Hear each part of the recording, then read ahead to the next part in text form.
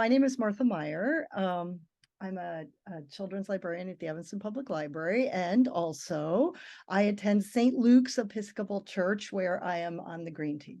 My name is Sharon Smaller, and I'm a member of Beth Emmett, and I currently chair our climate action group, and it's called Dainu. So I'm talking today to Martha Meyer, very excited about doing this, and we're talking about specifically eating a plant-based diet.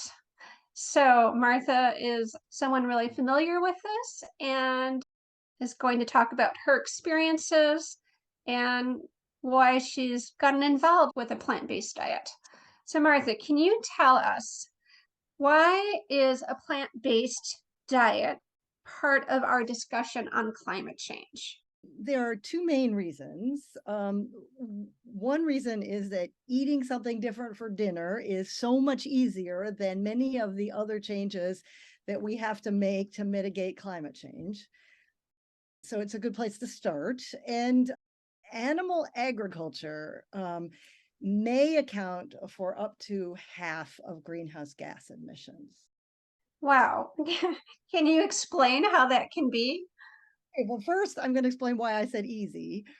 In 2017, a top environmental scientist, her name was Kimberly Nichols, she wrote an essay listing the four most impactful things that individuals and families can do for the planet. And it excludes advocacy, which is important for all of us to do, but it's not on that list. So she says, eat a plant-based diet, avoid flying, go car-free, and have fewer kids than you planned. At least from that perspective, changing what's for dinner is a lot easier than the other one. Why is animal agriculture so has such a strong effect on climate change? And it's because it's the source of a lot of things. It's the source of 80% of the world's deforestation. And we know trees capture carbon, and that is something very important. And then also, it's the leading cause of methane and nitrous oxide emissions. And those are way more powerful greenhouse gas emissions than CO2. They have a bigger effect. Like nitrous oxide is 300 times more powerful than CO2. So in fact, if cows alone, not chickens or pigs or sheep, but just cows, were a country, that country would rank third after the US and China in greenhouse gas emissions. The former chair of the UN's Intergovernmental Panel on Climate Change, that's like the IPCC, which it issues all those dire warnings to us that then hit the news. He said, in terms of immediacy and feasibility, reduced meat consumption is the most attractive opportunity.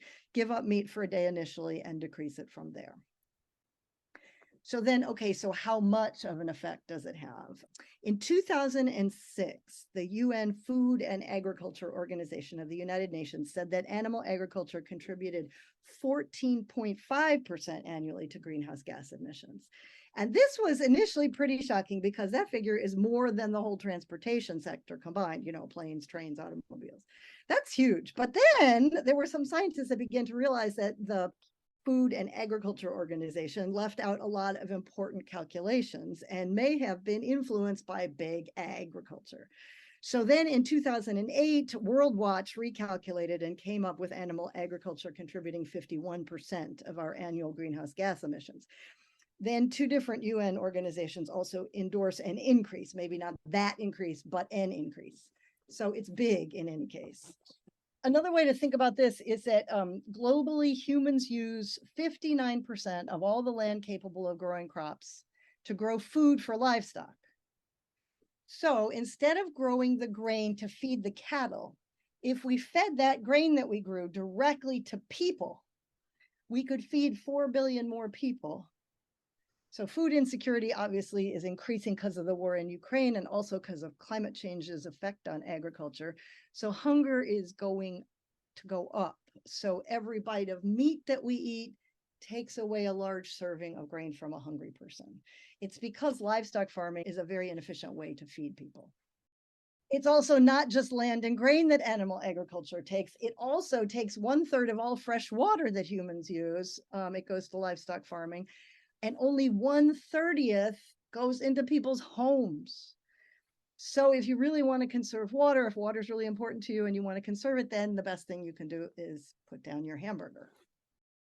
70% of all antibiotics produced globally are used for livestock.